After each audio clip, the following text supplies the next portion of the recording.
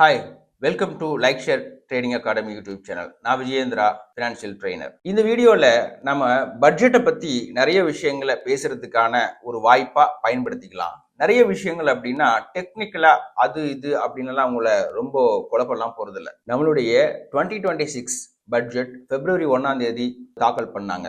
அதுல இருக்கிற சில விஷயங்களை மேலோட்டமா நமக்கு சாதகமான எந்தெந்த விஷயங்கள் அப்படிங்கறத மட்டும்தான் பார்க்க போறோம். யூஸ்வலா இந்த பட்ஜெட் தாக்கல் பண்றதுக்கு முன்னாடி நிறைய விஷயங்கள் பேசப்பட்டது, எதிர்பார்க்கப்பட்டது. போர் காலங்கள், அதாவது நிறைய நம்ம 2025ல பார்த்ததுனால போர் தளவாடங்களுக்கான விஷயங்களை கான்சென்ட்ரேட் பண்ணுவாங்க, அதனுடைய மேனுஃபேக்சரிங் சப்போர்ட்டுக்கு ஏதாவது பண்ணுவாங்க அப்படியெல்லாம் எதிர்பார்த்திருப்பாங்க. அதை தாண்டி ட்ரம்போட டாரிஃப் விஷயம் 2 வருஷமாவே பேசப்பட்டு வருது. மார்க்கெட்டை அது நிறைய தடவை மேலையும் கீழையும் ஏற்றி இறக்கி இருக்கு. ஸோ இது சார்ந்த சில விஷயங்களை சொல்லுவாங்க அப்படின்னு நிறைய எதிர்பார்ப்புகளோட தான் பட்ஜெட்டை எல்லோரும் பார்த்துருப்பீங்க. ஆனா இந்த பிஜேபி அரசு, அதாவது என்டிஏ கவர்மெண்ட் மக்களுடைய நலத்திட்டங்கள் மட்டும்தான் கான்சென்ட்ரேட் பண்றாங்க. இன்னொன்னு, தற்சார்பு பொருளாதாரத்து மேல மிகுந்த கவனம் செலுத்துறாங்க ஒவ்வொரு பட்ஜெட்லயுமே. இந்த அரசு பதவியேற்று கிட்டத்தட்ட 11 வருஷம் நம்ம பட்ஜெட் தாக்கலை பார்த்துட்டே இருக்கோம். எல்லா திட்டங்களும் அதாவது ஓட்டுக்காக அப்படின்னு இல்லாம மக்களுக்காக அப்படிங்கிறது தான் இதில் நம்ம புரிஞ்சுக்க வேண்டிய விஷயமா இருக்கும். நம்மளுடைய நாடு தற்சார்பு பொருளாதாரத்தை நோக்கி பயணப்படுது அப்படிங்கிறத நாம ஈஸியா உணர முடியும். ஏன்னா லாஸ்ட் இயர்ல யூஎஸ் பேஸ்டு நம்ம ஆயில்லாம் பர்ச்சேஸ் பண்ணிட்டு இருந்ததை தாண்டி அவ்வளவு கான்ட்ராவர்சி வந்தாலும், மார்க்கெட்டினுடைய பாதிப்பு எப்படி இருந்தாலும் நம்ம ரஷ்யா கிட்ட அதை கொண்டு போனோம். இதிலிருந்தே நமது பாரத பிரதமர் மோடி அவர்களுடைய முயற்சி எவ்வளவு வலிமையானது அப்படிங்கிறத நம்ம புரிஞ்சுக்க முடியும். அது மாதிரியான செயல் திட்டங்கள் தான் இந்த பட்ஜெட்ல நான் பார்க்கிறேன். இந்த பட்ஜெட்டை பொறுத்தளவு நாம ஒரு சிம்பிளா விஷயங்கள் எதிர்பார்த்தோம். ஐடி மற்றும் ஃபார்மா செக்டாருக்கு ஏதாவது சப்போர்ட் பண்ணுவாங்க அப்படிங்கிற மாதிரி தான் எதிர்பார்த்தோம். அதுல ஃபார்மா செக்டாருக்கு நிறைய பணம் ஒதுக்கி அதனுடைய திட்டங்களை செயல்படுத்துறதுக்கு முயற்சி பண்ணியிருக்காங்க. இன்னொன்னு, தனிநபர் வருமானம் அல்லது நம்மளுடைய ப்ராஃபிட் டேக்ஸ், இதுல எல்லாம் பெரிய மாற்றங்களை எதுவுமே கொண்டு வரல. அது இப்போதைக்கு தேவையில்லை அப்படிங்கிறது தான் அவங்களுடைய எண்ணம். அது சரியான ஒரு முடிவா தான் நான் பாக்குறேன். ஒவ்வொரு வருஷ பட்ஜெட்லயும் நம்ம நிறைய விஷயங்களை மாத்திக்கிட்டே இருந்தோம்னா புதுசா நாம நிறைய திட்டங்களை செயல்படுத்த முடியாம போயிடும். இந்த பேசிக்கான விஷயங்களையே கரெக்ஷன் பண்ணிட்டு இருக்கிறது அப்படிங்கிறது ஒவ்வொரு வருஷமும் ஒரு சரியான தீர்வாவே அமையாது. அதை தாண்டி எது முக்கியமான தேவையோ அதை சார்ந்த விஷயங்களை மட்டும் போக்கஸ் பண்றதுக்கான பட்ஜெட்டா தான் இந்த பட்ஜெட் இருக்கு அப்படின்னு நான் நம்புறேன். அதை தாண்டி கிட்டத்தட்ட ரயில்வே இதுக்கு நிறைய அமௌண்ட் ஒதுக்கியிருக்காங்க.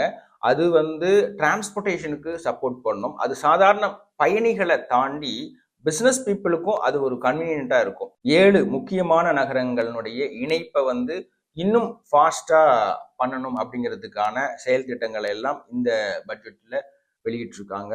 அது நம்மளுடைய நாட்டினுடைய தற்சார்பு பொருளாதாரத்தை மேலும் மேலும் உயர்த்துறதுக்கு ஒரு உதவிகரமா இருக்கும் அப்படின்னு நான் நம்புறேன். இதை தாண்டி ட்ரேடிங்ல நாம ஒரு புரோக்கரேஜ் கம்பெனிக்கு கொடுக்கிற புரோக்கரேஜ் சார்ஜஸ் அல்லது நம்மளுடைய ட்ரேடிங்க்கு கவர்மெண்ட்க்கு நாம செலுத்துற வரி, இதெல்லாம் நாம கொஞ்சம் கவனம் செலுத்த ஆரம்பிச்சிருக்கோம். இதுல நாம ஏன் கவனம் செலுத்துவோம் அப்படின்னா, நாம பெரிய ப்ராஃபிட் பண்ணாதப்பதான் நம்ம புரோக்கரேஜ்க்கு இவ்வளவு கொடுக்கணுமா, கவர்மெண்ட்டுக்கு இவ்வளவு டாக்ஸ் பே பண்ணணுமா அப்படியெல்லாம் யோசிக்க ஆரம்பிப்போம். நீங்க சரியா ப்ராஃபிட் பண்ண ஆரம்பிச்சிட்டீங்கன்னா இது ஒரு விஷயமாவே தெரியாது. இப்போ பெரிய பெரிய பிசினஸ் மேன்ஸ் எல்லாம் பாத்தீங்க அப்படின்னா அவங்க டாக்ஸ் பே பண்றதுக்கு பயப்படவே மாட்டாங்க. ஏன் அப்படின்னா அவங்க ஏர்ன் பண்ற விஷயம் அதிகமாவே இருக்கும். ஏர்னிங் அதிகமா இல்லாம இருக்கிற சமயத்துல தான் இந்த டாக்ஸ் விதிக்கிற அரசு மேல விமர்சனம் வைக்கவோ முற்படுவாங்க. ஆனா நீங்க நிறைய சம்பாதிக்க ஆரம்பிச்சீங்கன்னா இதை பத்தி கவலையே பட மாட்டீங்க. இப்போ உதாரணத்துக்கு ஒரு இன்வெஸ்ட்மெண்ட்ல நீங்க ட்ரேட் பண்ணி வருஷத்துக்கு ஒரு 30% ஏர்ன் பண்றீங்க அப்படின்னு வச்சுக்கோங்க. உதாரணத்துக்கு 1 லட்சம் ரூபாய் இன்வெஸ்ட் பண்ணி 1,30,000 ரூபாய் சம்பாதிக்கிறீங்க அப்படின்னா இதுக்கு கேபிட்டல் டாக்ஸா அவங்க அதிகபட்சமே 30% பண்றாங்கன்னு வச்சுக்கலாம். 30, அதாவது நீங்க சம்பாதிச்ச 30,000 இருந்தா 30%, இட் மீன்ஸ் 9,000 ரூபாய் நீங்க பே பண்ணணும். இது நான் 1 லட்சம் ரூபாய்க்கு ஒரு கால்குலேஷனுக்காக சொல்றேன். இது அந்த ஸ்லாப் தாண்டி வந்தா தான் இது பொருந்தும். பட் ஒரு ஐடியாக்காக சொல்றேன். இப்போ 30,000 ரூபாய் சம்பாதிக்கிற நீங்க 9,000 ரூபாய் கவர்மெண்ட்டுக்கு டாக்ஸ் கட்டுறதுக்கு யோசிக்க மாட்டீங்க. ஆனா அதே 1,00,000 இன்வெஸ்ட் பண்ணி நீங்க ஒரு 30,000 லாஸ் பண்ணிட்டீங்க அப்படின்னா அப்பதான் இந்த புரோக்கரேஜ் சார்ஜஸ் எல்லாம் அவங்க மைண்டுக்கு வரும். அதாவது நீங்க சரியா ஏர்ன் பண்றப்ப இந்த பிரச்சனையே இருக்காது. இந்த சரியா ஏர்ன் பண்ணாம இருக்கிறப்ப தான் இந்த பிரச்சனைகளை எல்லாம் நீங்க உள்ள எடுத்துட்டு வருவீங்க. உங்களுக்கு ஏர்ன் பண்றதுக்கான நிறைய ஆப்பர்ச்சுனிட்டிஸ் செபியோ அல்லது இந்த என்எஸ்சி பிஎஸ்சி எக்ஸ்சேஞ்சஸ் உங்களுக்கு அவ்வளோ ஆப்பர்ச்சுனிட்டிஸ் கொடுத்துருக்காங்க. இந்த லிவரேஜ் மார்ஜின் அது இதுன்னு இதெல்லாம் யூஸ் பண்ணி நீங்க சரியான ப்ராஃபிட் பண்ணுனீங்க அப்படின்னா இந்த புரோக்கரேஜ் சார்ஜஸோ இந்த டாக்ஸை பத்தியோ நீங்க கவலையே பட மாட்டீங்க. ஸோ நம்மளுடைய ஈக்விட்டி ட்ரேட்ல நீங்க சரியா கவனம் செலுத்தி சரியான புரிதலோட கம்பெனியை பத்தின ஃபண்டமெண்டல் டெக்னிக்கல் நாலேஜ் எல்லாமே எடுத்துக்கிட்டு அதன்படி நீங்க சரியா ஒரு இன்வெஸ்ட்மெண்ட் ஸ்டார்ட் பண்ணீங்க அப்படின்னா இதை பத்தி எல்லாம் நீங்க எதுவும் ஒரி பண்ணிக்க தேவையில்லை. ஆனா கவர்மெண்ட் ஆப்ஷன் ட்ரேடிங்க தேவை அப்படிங்கிறதுக்காக தான் வச்சிருக்கு. அதாவது அது ஈக்விட்டி மார்க்கெட்டுக்கு சப்போர்ட் பண்ற ஒரு சிஸ்டமா தான் ஆரம்பிக்கப்பட்டது. ஆனா அது இல்லாம அங்க நடக்கிறது இப்போ பெட்டிங் தான் நடக்குது. ஸோ கேம்பிளிங் தான் நடக்குது. இந்த கேம்பிளிங் மார்க்கெட்டுக்குள்ள ரீட்டைல் ட்ரேடர் தான் அதிகமா பாதிக்கப்படுறாங்க. லாஸ்ட் 25ல ஒரு செபி ஒரு ரிப்போர்ட் கொடுத்திருந்தாங்க. கிட்டத்தட்ட ஆப்ஷன் மார்க்கெட்ல 18,000 கோடிக்கு மேல லாஸ் பண்ணியிருக்காங்க வித்தின் 1 இயர்ல. இந்த லாஸ் கணக்கு பார்த்தீங்க அப்படின்னா முதல்ல இருக்கிறது தெலுங்கானா ஸ்டேட், 2வது பிளேஸ் தமிழ்நாடு, 3வது பிளேஸ் கேரளா. ஸோ இந்த மாதிரி அதிகமாக ஆப்ஷன் ட்ரேடர் நிறைய இருக்கிறது நம்மளுடைய சவுத் ஸ்டேட்ல தான். அந்த சைடு நார்த்ல எல்லாம் பார்த்தீங்கன்னா அதிகமாக அவங்க ஈக்விட்டி தான் கான்சென்ட்ரேட் பண்ணுவாங்க. ஆப்ஷன் மார்க்கெட்டை ரொம்ப இன்சிஸ்ட் பண்றதும் இங்கே தான். ஆப்ஷன் மார்க்கெட்டை விரும்புகிற ட்ரேடர்ஸும் இங்கே தான் இருக்காங்க. ஆப்ஷன் மார்க்கெட்டில் நீங்கள் கன்சிஸ்டண்டா எந்த ப்ராஃபிட்டுமே பண்ண முடியாது. ஒரு நாள் ப்ராஃபிட் பண்ணிடலாம், அது பெருசாகவும் இருக்கலாம்.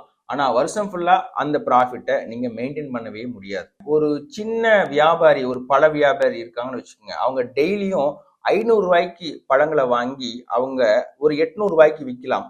அதில் அவங்க ROI எவ்வளோ அப்படின்னு பார்த்தீங்க அப்படின்னா கிட்டத்தட்ட 60% வரைக்கும் அவங்க ஏர்ன் பண்ணியிருப்பாங்க.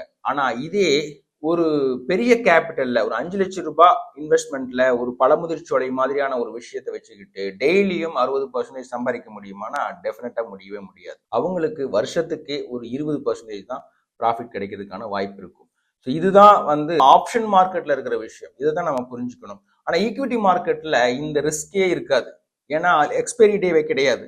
அதனால சப்போஸ் ஒரு லிமிட்டுக்கு மேல நீங்க எதிர்பார்த்ததை தாண்டி லாஸ் இருந்தாலும் நீங்க அதை ஹோல்டு பண்ணலாம். டெஃபினட்டா அதுல நீங்க பண்ண லாஸ் எல்லாம் ரெக்கவர் ஆகி நல்ல ப்ராஃபிட் வரதுக்கான வாய்ப்பு டெஃபினட்டா இருக்கும். ஸோ ஆப்ஷன் மார்க்கெட்டுக்குள்ள தயவு செய்து என்ட்ராகாதீங்க. ஆப்ஷன் மார்க்கெட் ஒரு கேம்பிளிங் மாதிரியான விஷயம் தான். அதை தவிர்க்கிறதுக்கு தான் இந்த கவர்மெண்ட் நிறைய டாக்ஸ் இன்க்ரீஸ் பண்ணியிருக்காங்க ஆப்ஷன் மார்க்கெட்ல.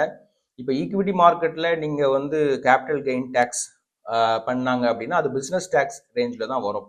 ஆனால் அந்த சைடு ஆப்ஷன் கமாடிட்டி மார்க்கெட்டில் டேக்ஸ் போட்டிருக்கிறது ஸ்பெகுலேஷன் டேக்ஸ். அதாவது லாட்ரியில எல்லாம் உங்களுக்கு ஒரு அமௌண்ட் வளர்ந்துச்சு அப்படின்னா அதுக்கான டேக்ஸ் பெருசாக இருக்கும் இல்லையா, அது மாதிரியான ஒரு டேக்ஸ் தான். ஏன்னா இதை கண்ட்ரோல் பண்ணுறதுக்கான ஒரு விஷயமா தான் நான் பார்க்குறேன். ஏன்னா ஈக்விட்டி மார்க்கெட்டில் இருக்கிற ட்ரேடர்ஸ் தான் நாலேஜபிளாக ட்ரேட் பண்ணுறாங்க. ஆப்ஷன் மார்க்கெட்டில் ஒரு அசம்ஷனில் தான் ட்ரேட் பண்ணுறாங்க. அது எப்போ வேணாலும் நல்லா ஏறலாம் இறங்கலாம். அதனுடைய பாதிப்பு ரொம்ப அபரிமிதமா இருக்கும். அதை ரீட்டைல் ட்ரேடர் தாங்கிக்க முடியாத விஷயமா தான் இருக்கும். ஆனா ஈக்விட்டி மார்க்கெட்ல அப்படியான ஒரு பெரிய ரிஸ்க் இருக்காது அப்படிங்கிறத நீங்க உறுதியா நம்பலாம். ஈக்விட்டி மார்க்கெட்டை பத்தி நிறைய விஷயங்கள் தெரிஞ்சுக்கணும் அப்படின்னா நம்மளுடைய சேனலை தொடர்ந்து பாருங்க. Like share trading academy YouTube சேனலை சப்ஸ்கிரைப் பண்ணுங்க. தொடர்ந்து எங்களுடைய வீடியோ உங்களுக்கு சேரும். நல்ல புரிதலோட ட்ரேடிங்கை நம்ம அணுகுவோம். நம்ம சுதந்திரமா நம்ம விருப்பப்படி நிறைய சம்பாதிக்க முடியும் அப்படின்னா அதுக்கான ஒரு பெரிய பிளாட்ஃபார்ம் இந்த ஷேர் மார்க்கெட் தான். இதுல சரியான புரிதலோட நல்ல நாலேஜ் எடுத்துக்கிட்டு நீங்க ட்ரேட் பண்ணுங்க. நிறைய வெற்றிகளை நீங்க சாதிக்க முடியும். All the best.